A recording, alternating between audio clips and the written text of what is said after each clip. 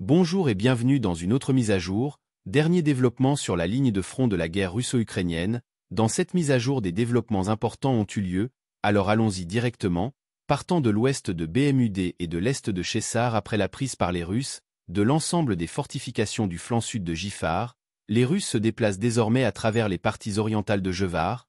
Dans cette tentative, ils ont réussi à prendre pied dans les bâtiments les plus à l'est de Jessofer. Grâce à cette position, ils sont désormais présents dans la zone scolaire de la partie orientale de Jessofer et ont réussi à s'emparer des fortifications de la région. Cela leur permet de maintenir leur position et envisagent probablement de pousser plus loin vers le sud pour étendre leur contrôle dans la périphérie et prendre le contrôle des fortifications dans les parties sud. Simultanément, ils cherchent également à prendre le contrôle du quartier scolaire. Il convient de noter que les écoles sont des bâtiments fortement fortifiés qui servent d'abri lors de catastrophes naturelles, d'attaques à la bombe ou de tremblements de terre.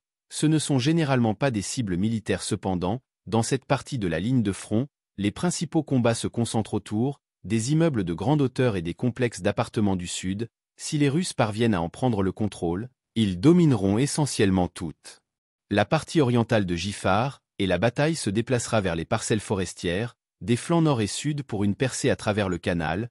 Passant à la section suivante de la ligne de front, nous portons notre attention vers le nord-ouest de Fivka, en direction de Normka. Les Russes ont réussi à prendre le contrôle total de la région, de Daha à l'est de Normka et ont progressé jusqu'à s'emparer de la limite forestière à l'est de Noka. Cela leur a permis de couper complètement la zone située entre Bichy et les fortifications situées entre Noak, MFKA et Bichy. Les lignes de ravitaillement étant coupées, les forces ukrainiennes stationnées dans ces fortifications se retrouvent désormais sans ravitaillement. Par conséquent, les Ukrainiens seront contraints de se replier sur les anciennes fortifications de l'arrière-garde pour éviter d'être coupés. Le seul itinéraire qui leur reste est de traverser les champs et le tout-terrain.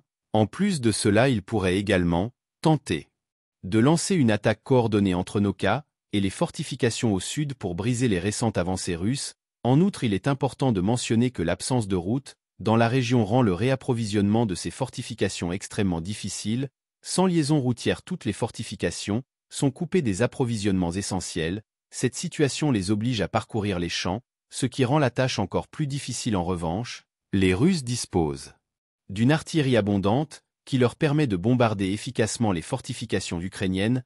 Compte tenu de ces développements, la bataille d'Autun est sur le point de commencer. Les combats ont atteint Noak MFKA et s'étendent jusqu'aux limites du village.